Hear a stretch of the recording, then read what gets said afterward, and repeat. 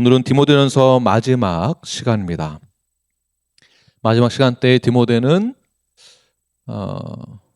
바울은 디모데에게 오직 너 하나님의 사람아라고 그렇게 선포하고 있는데요. 바울이 디모데에게 선포했던 것처럼 우리 옆 사람에게 당신은 하나님의 사람입니다. 이렇게 옆 사람 보시면서 선포하시겠습니다. 당신은 하나님의 사람입니다. 네. 어색하시죠? 네. 이 어색하면 안 되는 건데 괜히 부끄럽고 어색한 그런 마음이 듭니다. 하나님의 사람아라고 했을 때 하나님의 사람이란 무엇일까요? 하나님께 속한 자를 뜻합니다. 하나님께 속해 있다. 그리고 하나님의 일을 위임받은 사람이다라는 뜻이죠. 복음의 사명을 위하여서 부르심을 받은 자라는 뜻이 포함되어 있습니다. 이 한 문장 안에 디모데의 정체성과 소명과 책임의식이 모두 다 들어있죠. 그래서 바울은 디모데를 너 지혜로운 사람아, 너 실력 있는 사람아 라고 하지 않고 뭐라고 부르고 있습니까? 너 하나님의 사람아. 이게 전부입니다. 오늘 본문은 목회자인 디모데에게 주시는 말씀인 동시에 오늘 눌라이프 교회 모든 성도들에게 주시는 말씀이기도 합니다. 마지막 시대를 살아가는 우리 모두가 이 정체성을 가지고 이 세상에서 선한 싸움을 싸우며 하나님의 사람으로서 살아내시는 그렇게 결단하는 저와 여러분이 되길 간절히 축원합니다. 오늘 말씀을 통해서 하나님의 사람으로서 우리는 어떻게, 어디까지 가야 하는가, 언제까지 가야 하는가, 어떻게 살아가야 하는가 함께 우리 말씀 나눠보도록 하겠습니다. 첫 번째, 하나님의 사람은 무엇을 피하고 무엇을 따르는가에 대해서 명확하게 이해하고 있어야만 합니다. 11절과 12절 말씀을 함께 읽겠습니다. 시작. 오직 너 하나님의 사람아, 이것들을 피하고 의와 경건과 믿음과 사랑과 인내와 온유를 따르며 믿음의 선한 싸움을 싸우라. 영생을 취하라. 이를 위하여 내가 부르심을 받았고 많은 증인 앞에서 선한 증언을 하였도다. 첫 번째, 이것을 피하라라고 말씀하고 있는데요. 자, 이것들을 피하라. 무엇을 피하라고 성경에서 말하고 있습니까? 의와 경건을 피하라고요? 네, 무엇을 피하라고 오늘 본문에 안 나와 있죠. 그럼 무엇을 피해야 될까요? 네, 문맥 전체를 봐야 됩니다. 그러니까 지난 시간에 배웠던 것을 기억하시면 돈을 사랑하는 그 마음, 경건을 이익의 수단으로 삼는 태도, 지난주 말씀이죠. 또 무엇입니까? 거짓 교훈, 네, 이런 것들을 피해라. 자, 이런 것들은 에베소 교회를 병들게 했습니다. 사랑하는 눌라이프 성도 여러분, 성경은 죄를 향하여서 타협해라. 잘 한번 맞춰봐라. 죄를 잘 관리해라. 이렇게 말하고 있을까요? 전혀 그렇지 않습니다. 이것들을 어떻게 해요? 피하라. 피하라라는 것은 다른 말로 도망쳐라. 이게 비겁한 게 아닙니다. 피하고 도망치고 거리를 두고 그렇게 하라는 것이죠. 명령형으로 쓰여져 있습니다. 단순히 죄에 대해서 조심하라라는 것이 아니라 위험을 감지했다면, 죄라고 인식했다면 그 즉시 피하라, 도망쳐라라는 행동을 뜻하는 것이죠. 그런데 우리 생각으로는 나는 이 죄를 통제할 수 있어 라는 생각을 가질 때가 있습니다. 그 정도는 난 괜찮아. 내가 통제할 수 있어. 그러는 순간 이미 나는 그 죄에 대해서 졌다라고 생각해야 됩니다. 내가 죄를 한번 잘 다루어 보겠다고, 적당히 그 죄에 대해서 내가 선을 지키겠다고, 그 죄에 대해서 내가 균형 있게 타협해 보겠다라고 생각해서는 안 됩니다. 성경에서는 그렇게 절대 죄에 대해서 말하고 있지 않습니다. 죄에 대해서는 항상 떠나라, 끊어라, 도망쳐라, 피하라. 고린도전서 6장 18절 말씀을 우리 큰 소리로 함께 읽겠습니다. 시작. 음행을 피하라. 사람이 범하는 죄마다 몸 밖에 있거니와 음행하는 자는 자기 몸에 죄를 범하느니라. 자, 음행을 잘 조절해라 이렇게 말하고 있습니까? 잘 다스려라 이렇게 말하고 있습니까? 아니죠. 음행, 그 죄에 대해서는 피하라. 그렇다면 왜 죄를 피하라고 하는 것일까요? 죄는 갑자기 정면으로 교회를 무너뜨리지 않습니다. 항상 작은 합리화로 시작됩니다. 그 죄에 대해서. 이 정도는 괜찮겠지. 다들 그렇게 하고 있잖아. 이렇게 합리화하는 거죠. 의도는 사실 좋은 뜻으로 한 거야. 의도는 좋은 거야. 라는 식으로 계속 합리화시킵니다. 그래서 교회는 무너지는 그런 교회들을 보게 되면 갑자기 한순간에 무너지는 경우가 거의 없습니다. 조금씩 피해야 될 것들과 타협하는 순간, 도망쳐야 될 것과 가까이 하는 순간, 그 순간 방향을 잃어버리면서 교회는 점점 무너져 가는 것이죠. 처음 시작은 정직하고 올바르게 성경적으로 시작했는데 천국의 소망을 가지고 시작하다가도 점점 나도 모르는 사이에 그 죄를 합리화시키고 그 죄에 대해서 피하지 않고 내가 다스릴 수 있다라는 그런 자만심을 가지고 죄를 대한다면 그 죄에 대해서 유혹에 넘어가는 수준이 아니라 그 죄에 어느샌가 나는 중심에 서게 됩니다. 나도 모르는 사이에. 그래서 그 죄에 대해서 작은 것이라고 쉽게 가볍게 여기지 마십시오. 다윗이 어떠했습니까? 이 정도는 괜찮겠지라고 시작했습니다. 한 번 그 여인을 부르고 본 것이 이 정도쯤은 괜찮겠지. 그래서 그것을 숨기기 위해서 거짓말을 하게 되고 거짓 행위를 하게 되고 결국 살인까지 이르게 됩니다. 처음은 정직한 하나님의 사람이었지만 작은 방심과 그 죄에 대한 작은 그 합리화의 시작으로 인생의 가장 어두운 면을 다윗에게서부터 찾아볼 수 있게 되었습니다. 삼손은 어땠습니까? 야, 다 그렇게 하고 있잖아. 다. 여기에 넘어간 것입니다.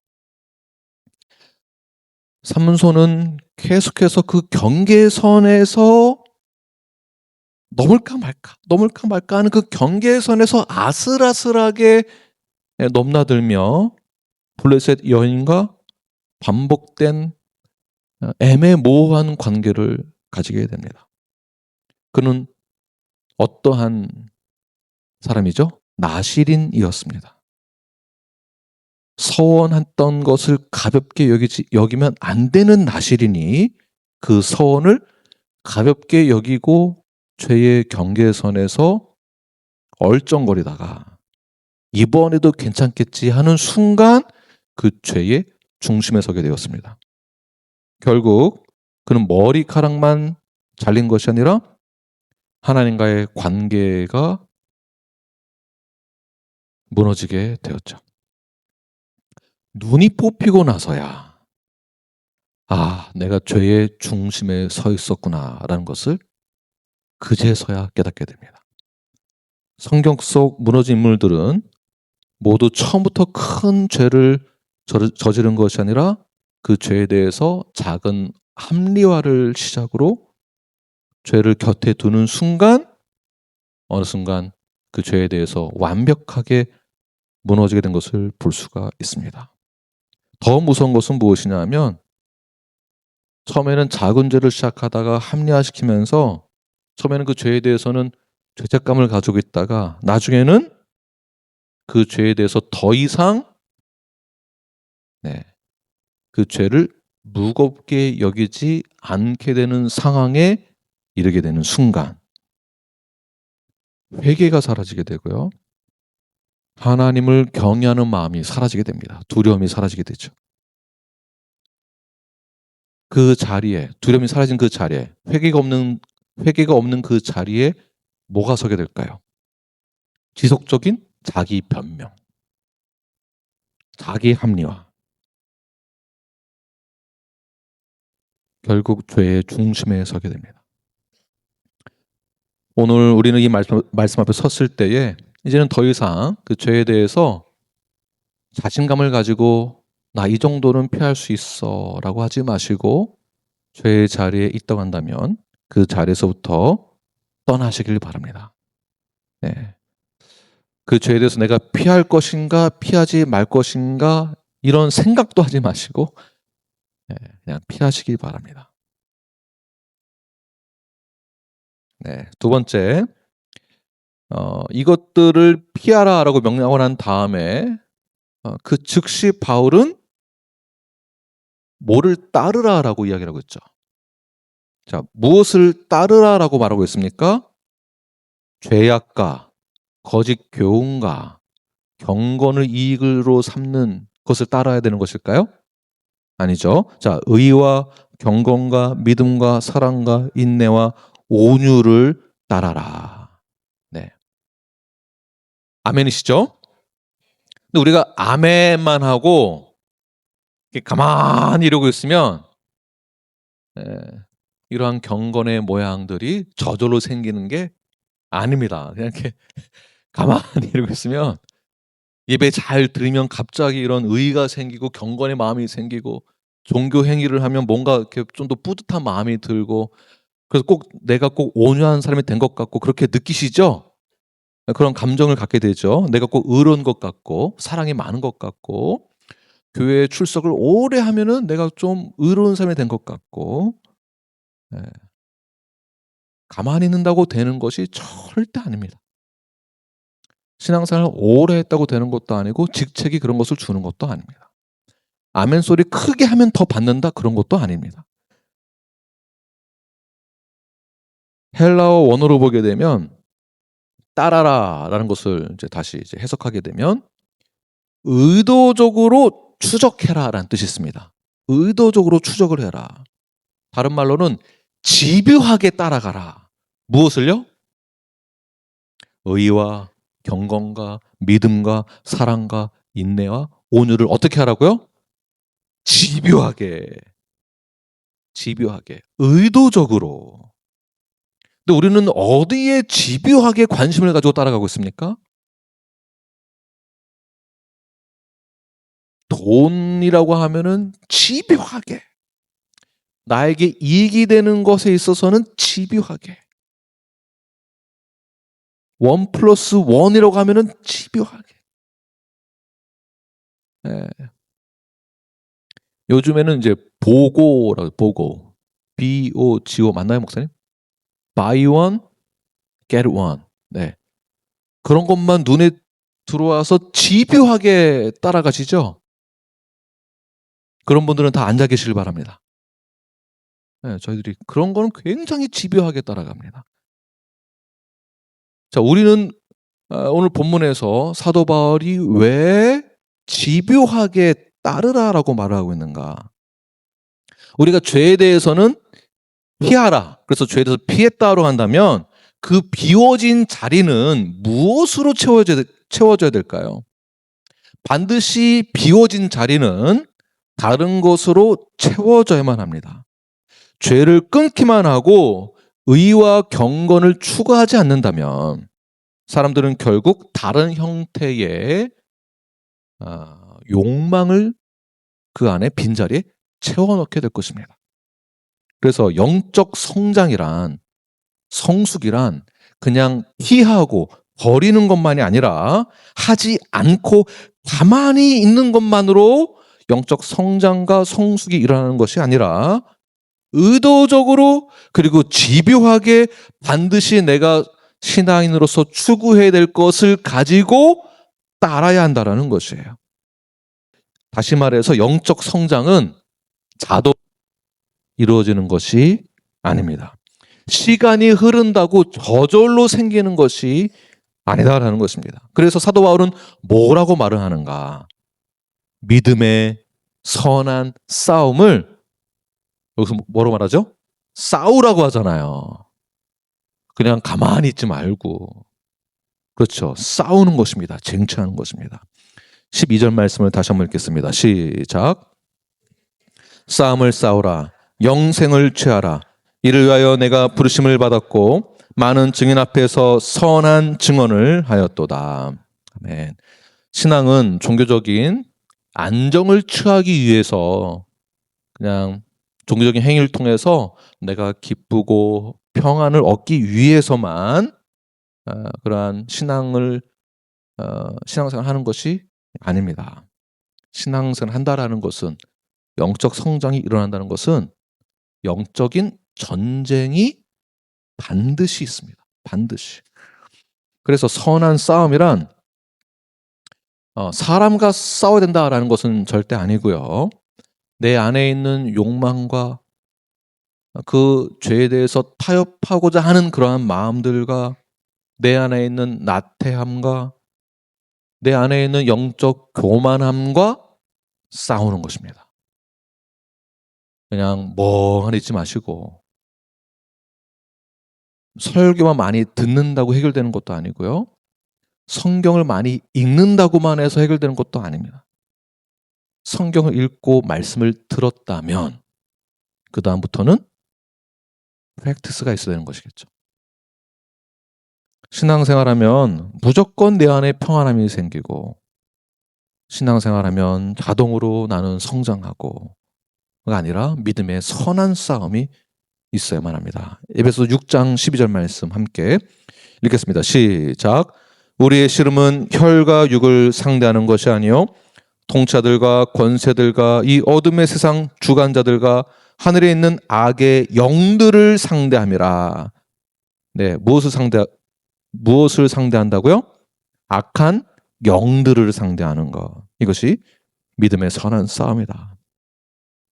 하나님의 사람은 죄를 피하는 데만 멈추는 것이 아니라 의를 향하여서 믿음의 선한 싸움을 싸우며 마지막 달려갈 그 길을 향하여서 끝까지 달려가는 집요함이 있어야 됩니다. 우리가 목사님 말이야 쉽죠. 목사님이 사회생활 안 해봐서 뭘 몰라서 그래요. 그거 쉽지 않아요. 네, 제가 무슨 말을 더 할 수 있겠습니까? 그렇게 나오신다면은 제가 사실 할 말이 없습니다. 네, 여러분보다 제가 사회생활을 세상 일을 많이 한 것도 아니고 사실 그렇습니다. 그렇다고 해서 여러분 저와 타협하려고 하시거나 합리화시켜서는 안 되는 것이에요. 목사님 사회생활 하면은 그 말만 교회 다니고 뭐 한다고 하지 교회 다니는 사람이 더 해요. 저희 상사는 집사고 장로인데 저보다 더 해요. 뭐 다 그래요. 원래 다 그렇게 하는 거예요. 그러니 더 이렇게 하는 것도 괜찮아요. 그래도 천국은 갈 수 있어요. 그 정도는. 이런 식의 생각은 사도 바울이 말하기를 그거 아니다. 버릴 것은 버리고 무엇을 따르라? 네. 어떻게 따르라? 집요하게. 내 마지막 달려가 그 길을 향하여서 영적인 전쟁이라 생각을 하고 싸우면서 나아가는 것입니다. 도망치는 것만이 아니라 내가 어디로 가야 할지를 분명히 붙잡고 그 길을 향하여서 방향 설정을 제대로 해야 된다는 것이죠. 그래서 내가 추구하는 그 신앙의 기준이 명확하게 있어야 됩니다. 그냥 이렇게 교회 출석하는 정도의 선에서 멈춰서는 안 됩니다. 우리는 항상 하나님을 향하여서 나아가든지 아니면 세상을 향하여서 흘러가든지 이 둘 중에 하나이지 중간에 서서 이것도 아니고 저것도 아니고 해서는 안 됩니다. 그래서 사도 바울이 말하기를 너 하나님의 사람아 믿음의 선한 싸움을 싸우라 라고 말씀하고 있는 것입니다. 너 하나님의 사람아 선한 싸움을 믿음의 선한 싸움을 싸우면서 건강한 성도로 조금 내가 억울하고 손해보고 피해보는 게 있다 할지라도 건강한 성도로서 여러분의 그 위치를 잘 지키십시오. 그리고 내가 달려가 그 길을 향하여서 집요하게, 바이온 게런만 집요하게 쫓지 마시고 내가 어디로 가야 하는지를, 내가 누구인지를, 그 정체성을 가지고 나아가시기를 바랍니다. 두 번째, 하나님의 사람은 누구 앞에서 언제까지, 어디까지 이러한 믿음의 선한 싸움을 싸우며 따르고 버릴 건 버리고 이렇게 살아가야 되는가? 이 내용을 13절부터 16절까지 말하고 있는데요. 먼저 13절 말씀을 함께 읽겠습니다. 시작. 만물을 살게 하신 하나님 앞과 본디오 빌라도를 향하여 선한 증언을 하신 그리스도 예수 앞에서 내가 너를 명하노니. 디모데의 서약은 사람 앞에서 평가받는 일이 아닙니다. 사람들 눈치 보고 하는 것이 아니죠. 그러니까 누구 앞에서 평가를 받아야 할까요? 그리스도 예수 앞에서, 그리고 하나님 앞에서. 십자가를 지신 예수 그리스도의 그 앞에서 우리가 온전하게 서야만 합니다. 디모데의 서약은 사람 앞에서 평가받는 것이 아니었습니다. 자, 이 말은 교인들 앞에서 평가받는 것도 아니고요. 지도자들에게 평가받는 것도 아니었습니다. 오직 하나님 앞에서. 그러나 우리가 신앙생활하면서 가장 흔들리는 그때가 언제인가? 정말 너무 쉽게 우리가 어디에서 좌절하고 상처받고 실패하느냐 하면 하나님 앞에서 십자가에서 죽으신 예수 그리스도 앞에서가 아니라 사람들 말 때문에 우리가 좌절하고 실패하고 넘어집니다. 그 사람들의 평가, 시선. 너는 사람 앞에 서 있는 사람이 아니라 하나님 앞에 서 있는 사람이다. 사람의 눈치를 보지 말고 그 눈치 때문에 어쩔 수 없이 사역을 하고 그 눈치 때문에 어쩔 수 없이 봉사하고 사람의 시선 때문에 사람이 무서워서 어쩔 수 없이 교회 출석하고 어쩔 수 없이 그 눈치 때문에 헌금하고 어쩔 수 없이 그 눈치 때문에 눈치가 보여서 제자훈련한다고 하고 하는 것이 아니라 내가 진정으로 나의 모든 죄를 회개할 때에 예수 그리스도가 나의 모든 죄를 다 사하여 주신 것을, 그리고 십자가에서 그 죽으신 그 사건을 내가 믿는다면 그 주님 앞에 내가 나아가서 주님 바라보고 성화를 온전히 이루어 나가는 것이지, 그 눈치 보고 버릴 건 버리고 따를 건 따르라라는 것이 절대 아닙니다. 내가 주 앞에 섰다면 여러분 스스로 결단하시고 정직하고 성실하게 주님 앞에 서서, 하나님 앞에 서서 신실함으로 주 앞에 나아가 결단하고, 김 목사가 하라고 하면 하고 하지 말라면 안 하고가 아니라 자발적으로 하시는 것입니다. 그런 의미에서 돌아오는 다음 주일 우리 맨스그룹 바이블 아카데미가 있습니다. 자발적으로. 신 목사님 몇 분 등록하셨죠? 2분 등록했습니다. 네. 오늘 예배 끝나고 나서 3시 반까지 오픈해 놓겠습니다. 하면 하고, 네, 2분이어도 괜찮습니다. 네, 2분이어도 괜찮습니다. 그러나 자발적으로 눈치 보고 하지 마시고, 신앙생활도 눈치 보고 하지 마시고, 멤버십도 눈치 보고 하지 마시고, 자발적으로 주 앞에 서시는 저와 여러분이 되길 바랍니다. 네, 그렇다면 이러한 내가 주 앞에 서서 이러한 자발적으로 순종하며 신실한 마음으로 나아가는 이러한 프랙티스를 내가 언제까지 해야 되는가? 언제까지? 우리 14절 보면 시작. 우리 주 예수 그리스도께서 나타내실 때까지 흠도 없고 책망받을 것도 없이 이 명령을 지키라. 자, 언제까지요? 확 죽을 때까지? 여기 얼마나 좋은 말씀이 있습니까?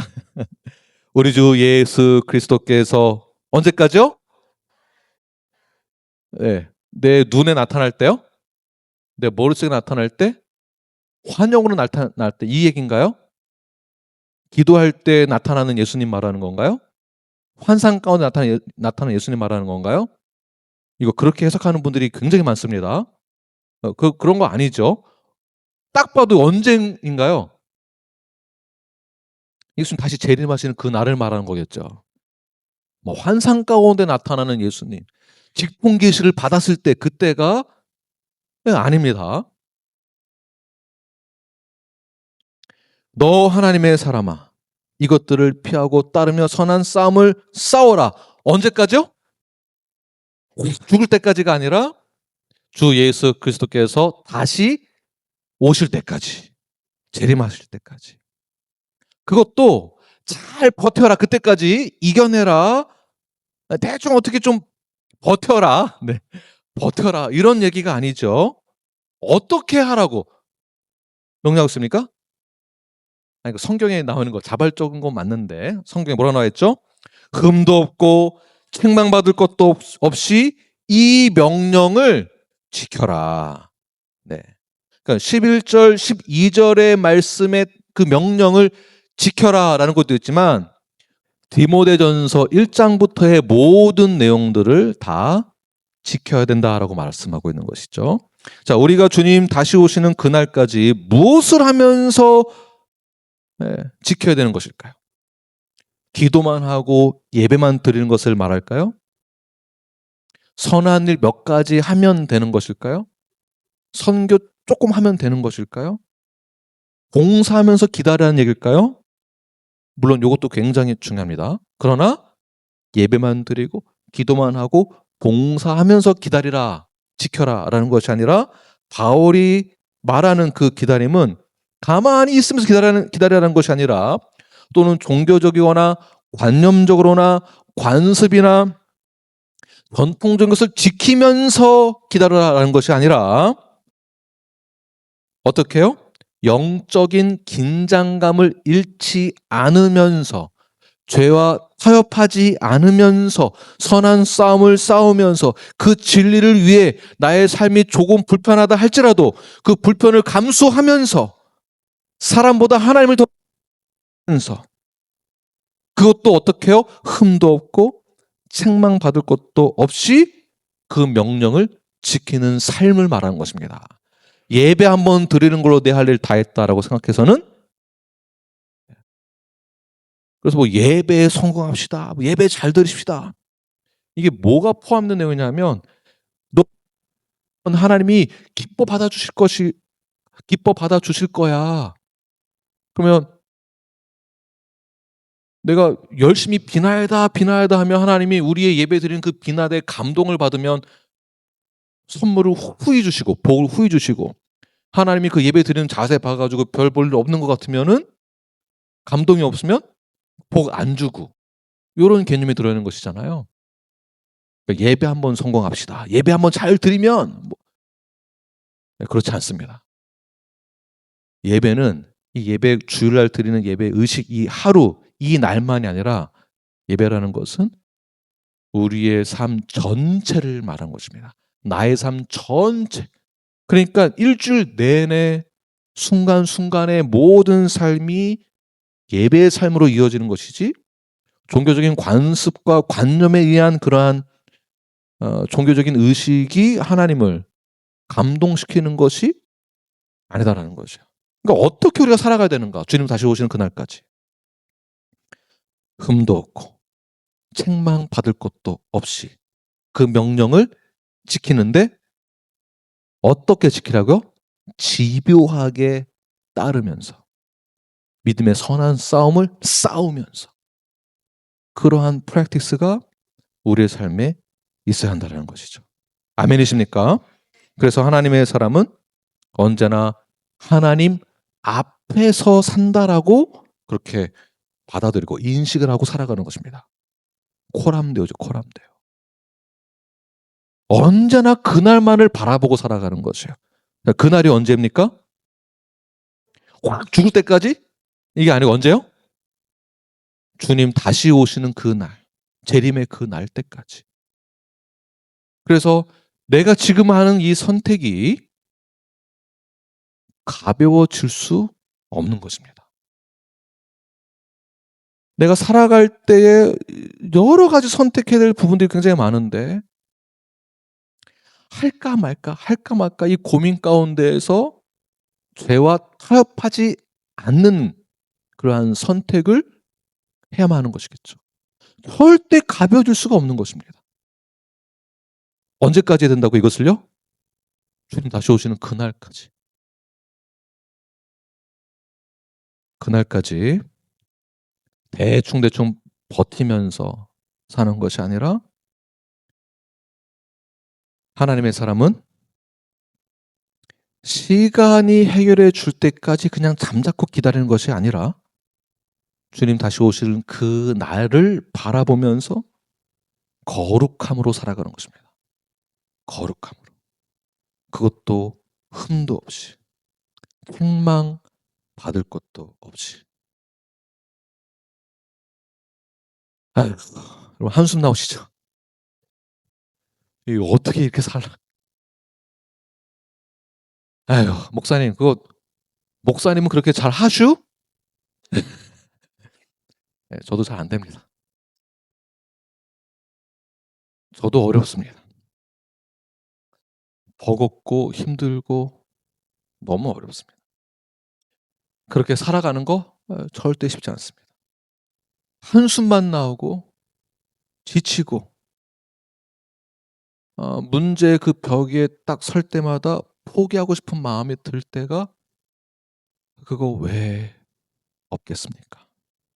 그거 왜 없겠습니까? 쉽지가 않습니다. 그러나 그 쉽지 않은 인생, 그 신앙생활, 성화 내 힘으로 절대 안 됩니다. 절대 안 됩니다. 뭐 어떻게 이게 가능할까요? 15절 말씀을 함께 읽겠습니다. 15절 시작. 기약이 이르면 하나님이 그의 나타나심을 보이시리니 하나님은 복되시고 유일하신 주권자이시며 만왕의 왕이시며 만주의 주시요. 자, 하나님 어떤 분이십니까? 하나님은 복되시고 유일하시고 주권자이시며 만왕의 왕이시며 만주의 주시다. 우리가 사는 인생, 우리가 살아가는 이민사회 너무 힘들고 녹록지 않고 이러한 세상에 살아갈 때 흠도 없이 점도 없이 책망받을 것도 없이 살아가는 거 너무 힘이 듭니다. 이런 세상을 살아가는 것 내 힘으로 통제할 수 없는 것처럼 그 벽이 그 산이 얼마나 높고 큰지를 모릅니다. 내 힘으로 안 되죠. 벽이 높고 산이 큽니다. 그 나를 막고 있는 높은 산보다 더 위에 계신 분이 누구이십니까? 하나님. 하나님이 계시다라는 것이에요. 그 하나님 어떤 분이시라고요? 복되시고 유일하시고 주권자이시며 만왕의 왕이시며 만주의 주가 되시는 하나님이 누구와 함께 하시다?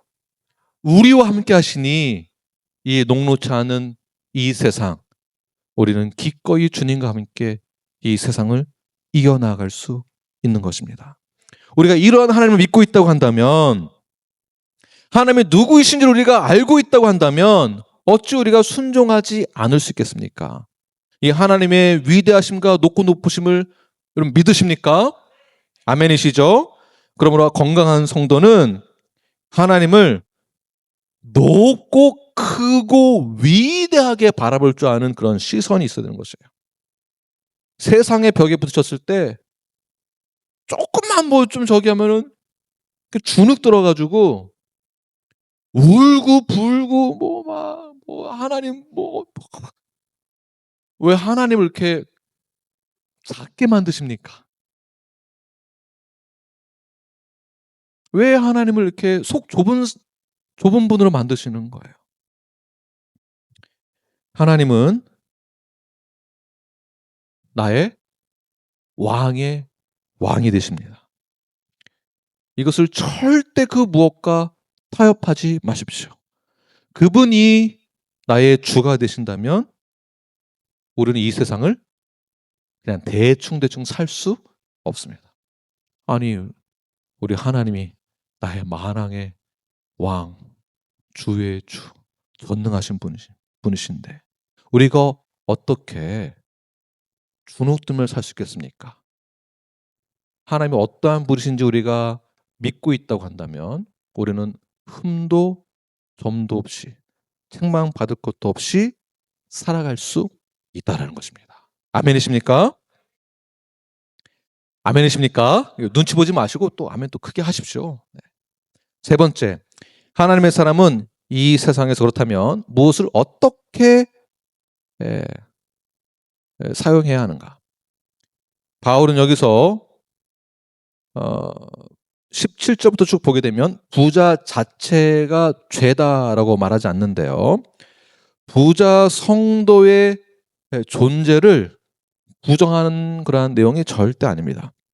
돈을 사랑하지 말라는 것을 당부하면서도 더 중요한 포인트는 돈을 어떻게 사용해야 하는지, 그러니까 우리가 일상 살아갈 때 어떻게 사용해야 하는지를 말하고 있는데요.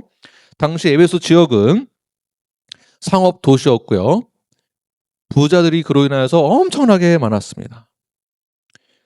당연히 교회 안에 부유한 신자들이 많이 있었을 것입니다. 그들에게 있어서 부자들은 그들의 문제는 소유가 아니라 소망이 문제가 있었던 것이죠.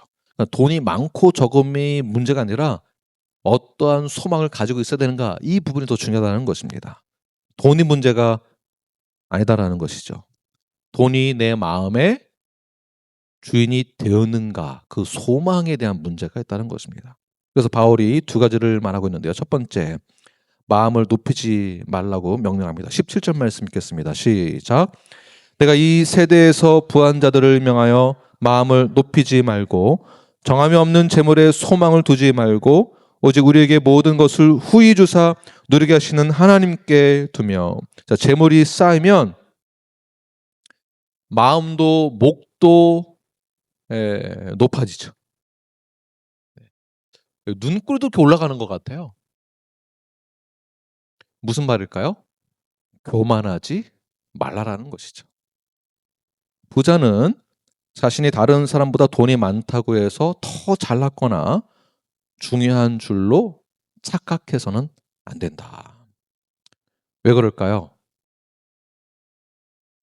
지금은 부자인 것 같지만, 지금은 돈이 많은 것 같지만 그 돈 언제 잃을지 아무도 모릅니다.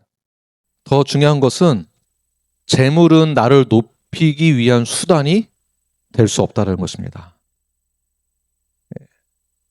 돈이 나를 증명해 주는 것이 아닙니다. 재물이 많다라는 것을 우리가 어떻게 이해를 하고 적용해야 되는 거냐면, 재물이 많다는 것은 하나님을 높이라고 준 것입니다. 사실은요. 그래서 돈이 많다고 해서 자신이 높은 줄 알고 교만해져서는 안 되고요. 돈이 많다는 것은 하나님을 더 하나님을 더 높이기 위해서 그 돈을, 재물을 사용해야만 합니다. 성경에서 말하고 있는 그 교만은 내가 참 대단하다라는 그 감정만을 말하는 것이 아닙니다. 교만이 무슨 뜻이냐면 나는 하나님 없어도 살 수 있다라는 뜻입니다. 돈이 많음으로 인하여서 마음이 높아져 교만해졌다라는 것은 무슨 뜻일까요? 나는 하나님 필요 없고 돈만 있으면 된다라는 뜻이 되는 것입니다. 돈이 조금만 쌓이면 사람은, 그러니까 건강하지 못한 성도는 하나님보다, 기도보다 계산을 먼저 하게 되어 있습니다. 계산. 교만한 자들.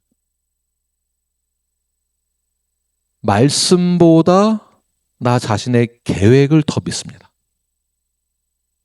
그러니까 하나님을 찾기보다 내 인맥을 더 찾게 되죠. 방법을 찾습니다. 이게 바로 재물이 우리의 마음의 왕좌에 있을 때 일어나는 일들입니다. 그래서 바울은 조심해라 라고 말하는 것이 아니라 뭐라고 명령하고 있습니까? 내가 이 세대에서 부한 자들을 명하여 마음을 높이지 말아라. 명령이죠. 마음을 높이지 말아라. 자, 부요함은 축복이기도 합니다. 동시에 강력한 시험이 될 수도 있습니다. 왜냐하면 가난은 사람을 무릎 꿇게 만들기도 합니다.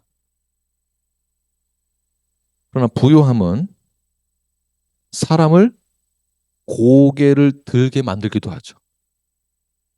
잠언 16장 18절 말씀을 함께 읽겠습니다. 시작. 교만은 패망의 선봉이요 거만한 마음은 넘어짐의 앞잡이니라. 이 부분을 조심해야 된다는 것입니다. 제가 다시 오해가 없도록 설명할 테니까 잘 들으십시오. 돈 많은 것이 죄다? 이 말이 아닙니다. 이것은 축복이다. 결국 돈을 나는 어떻게 사용해야 하는가, 요거를 얘기하고 있는 것입니다. 돈 때문에 교만해져서는 안 되고요. 돈이 나를 높이 세워주는 것이 절대 아닙니다. 돈은 잠시 많이 있을 수 있으나 있을 수 있습니다. 그러나 언제 없어질지 아무도 모릅니다. 돈을 의지하지 말라라는 것이죠. 신명기 8장 14절 말씀 읽겠습니다. 시작. 내 마음이 교만하여 내 하나님 여호와를 잊어버릴까 염려하노라. 자, 그렇다고 해서 이 말씀은 어떤 특별한 소수 부자에게만 주는 말씀이 절대 아닙니다. 특별한 어떤 부자만 말하는 것이 아니라 사실은 우리 모두 다 해당되는 것입니다. 모두 다. 우리에게 주신 말씀이 되는 것입니다. 왜냐하면 오늘 이 시대에 부요함은 돈이 많고 적음의 문제가 아니라 내가 무엇을 의지하고 살아가느냐에 대한 문제이기 때문에 그렇습니다. 내가 어디에 소망을 두고 있는가? 하나님의 사람은 많이 가질수록 어떻게 될까요? 더 겸손하고 낮아지는 것입니다. 내가 여유가 생길수록 어떻게 해야 될까요? 더 기도하고 내 소유가 더 늘어날수록 내가 어떻게 될까요? 하나님을 더 의지하는 것이지. 중요한 것은 주님, 내 마음을 높이지 않도록 내 소망을 오직 주께 두겠습니다. 내가 교만하지 않도록, 내 마음이 높아지지 않도록 그렇게 기도하시는 저와 여러분이 되기를 바랍니다. 두 번째는 정함이 없는 재물에 소망을 두지 말아라. 17절 후반절 말씀이죠. 재물은 늘 변합니다. 재물은 늘 변합니다. 오늘 있는 것이 내일은 사라질 수 있고 내일의 그 안전이 오늘 나의 통장에는 돈이 없을 수 있습니다. 통장에 돈이 아무리 많아도 베네수엘라 사건을 보게 되면 어떻게 되는지 아시겠죠? 그래서 바울이 뭐라고 말하고 있습니까? 소망을 돈에 두지 말아라. 오직 어디에 두라? 하나님에게. 하나님에게. 사람은 반드시 소망을 둘 대상이 필요합니다. 나는 소망이 필요 없다. 그런 사람 아무도 없습니다. 반드시 사람은 소망을 둘 대상이 필요합니다. 아무에게도 아무 것에도 소망을 두지 않고 사는 사람은 없습니다. 그래서 본문은 소망을 두지 말라라고 한 다음에 여기서 멈추지 않고 어디로 연결되는가? 17절 후반절 보게 되면 오직 우리에게 모든 것을 후히 주시는 하나님께 두라. 하나님께. 그러니까 소망을 빼앗으려는 말씀이 아니라 내가 갖고 있는 그 소망을 돈에서 어디로 옮기라고요? 하나님에게로 옮겨라. 방향을 바꿔라. 돈은 영원한 안전을 우리에게 줄 수 없고요. 우리가 가질 마지막 확신은 오직 하나님. 오직 하나님에게 모든 것을 두시는 저와 여러분이 되기를 바랍니다. 자, 그렇다면 구체적으로 우리는 어떻게 실천할 수 있을까요? 세 번째, 선을 행하고 나누어 주기를 좋아하는 것입니다. 18절 시작. 선을 행하고 선한 사업을 많이 하고 나누어 주기를 좋아하며 너그러운 자가 되게 하라. 아멘. 우리 침례 교단은 각 개 교회가 협력하여서 하나님의 지상태의 명령을 준행하기 위해 협력하여서 선교, 영혼 구원을 합니다. 그래서 코퍼레이션 프로그램이라고 부르는데요. 여러분이 하신 그 헌금의 일부를 우리 컨벤션에 헌금을 보내서 개교에서 침례 교회가 미국에 약 한 5만여 교회가 됩니다. 그러니까 십실반 다 모아서 이곳으로 다 이제 각 선교지에 또는 어려운 교회를 위해서 섬기고 영혼 구원해서 사용하게 됩니다. 여러분이 하신 그 헌금으로 저희 교회에서도 일부는 보내기도 하고 또 그 중에 일부는 저희 교회가 지역 교회에서 직접 선교와 후원하고 있는 교회들을 또 후원을 하고 섬기고 있습니다.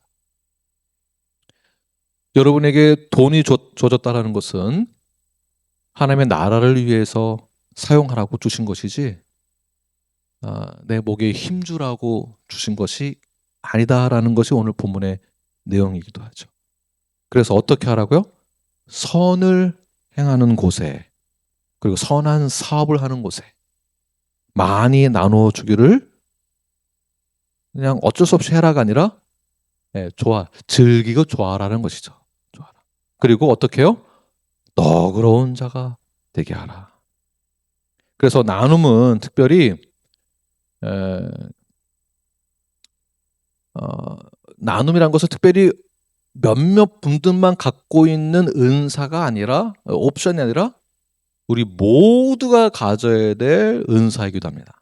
성도라면 저는 저분에 비하면 가진 게 별로 없어요. 그래서 저는 안 해도 돼요 라는 생각을 하지 마십시오. 그런 내용이 아닙니다. 그렇다고 여러분들 헌금을 많이 해라. 복 받을 거다. 이런 것도 아닙니다. 내가 받은 모든 그 재물은 어디서 왔을까요? 내 능력으로 온 것일까요? 내 머리로 온 것일까요? 내 실력으로 온 것일까요? 내가 잘나서 온 것일까요? 내가 머리가 좋아서요? 내가 장사를 잘해서요? 네. 하나님께서부터 온 것입니다. 그래서 이 모든 것을 선한 일을 하는 하나님의 나라를 위해서 기쁨으로 감사하는 그 마음으로 나누어지기를 좋아하시는 저와 여러분이 되길 바랍니다. 사도행전 20장 35절 말씀 함께 읽겠습니다. 시작. 범사에 여러분에게 모본을 보여준 바와 같이 수고하여 악한 사람들을 돕고 친히 말씀하신 바 주는 것이 받는 것보다 복이 있다 하심을 기억하여 할지니라. 나눔이란 넉넉해서 하는 것이 아니고요. 하나님이 나에게 충분하다. 내가 충만하다라는 그런 마음으로 기꺼이 믿음에서부터 그 나눔을 시작하는 것입니다. 기쁨으로 흘려보내시는 저 여러분이 되길 바랍니다. 네 번째 19절 말씀, 좋은 터를 쌓아 참된 생명을 취하는 것입니다. 19절 시작. 이것이 장래에 자기를 위하여 좋은 터를 쌓아 참된 생명을 취하는 것이니라. 자, 여기서 바울은 이제 이런 표현을 하죠. 좋은 터, 파운데이션을 말하고 있는데요. 사람은 누구나 그 기초 위에서 살아가는 것입니다. 어떤 사람은 돈 위에 기초를 쌓기도 하고 어떤 사람은 성공 위에 그 기초를 쌓기도 합니다. 어떤 사람들은 사람들의 인정을 받는 것으로 기초를 쌓으려고 하는 분들이 있을 수 있죠. 그러나 이 모든 것은 언제든지 흔들릴 수 있다. 흔들린다. 무너진다. 그러므로 돈은 정함도 없는 것이고 사람의 인정도 변합니다. 근데 사람의 인정을 받기 위해서 뭘 열심히 한다? 의식 레벨이 굉장히 낮은 거예요. 그러니까 우리가 하나님 앞에 섰다라는 것을 기억하시고, 그리고 그 파운데이션이 어디 있는가? 세상에 둬서 안 되고 이 세상은 언제든지 뒤집어질 수 있습니다. 자, 그러나 바울은 이렇게 말을 하죠. 너희는 장래를 위하여 좋은 터를 쌓아라. 그 터는 돈이 아니고 무엇일까요? 그 좋은 터가 하나님. 그 결과가 무엇일까요? 좋은 터, 하나님의 터 위에 우리가 세워지게 되면 그 결과가 무엇일까요? 참된 생명을 취하게 되는 것이다. 할렐루야. 참된 생명을 취하게 되는 것. 많이 가지는 것이 참된 생명이 아니라, 내가 오래 사는 것이 참된 생명이 아니라, 내가 하나님 앞에 의미 있게 서는 것, 그 인생이 참된 생명이 되는 것입니다. 참된 생명의 결과를 맺으시는 하나님의 말씀 위에 온전히 서 계신 저 여러분이 되길 간절히 축원합니다. 그리고 마지막으로 바울은 디모데에게 다시 말합니다. 5번째, 내게 부탁한 것을 지켜라. 20절 21절 시작.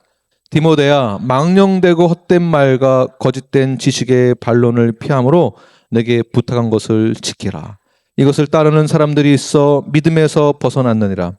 은혜가 너희와 함께 있을지어다. 아멘. 자, 한마디로 뭐냐면 지금 모든 것, 내게 부탁한 것을 다 지켜라. 우리가 신앙생활을 할 때, 또는 저에게 있어서 목회를 할 때, 목회의 성공의 기준이 무엇인가? 저희 아버지도 목회를 하셨지만 저희 아버지께서 말씀해 주신 것인데, 그 당시에는 그랬대요. 목회 성공을 교인 숫자로 증명을 해야만 했던 그런 인식이 있었던 시대가 있었죠. 교회의 사이즈, 교회의 크기, 사람들의 평판, 이런 거에 목숨 걸고 목회를 했던 것이죠.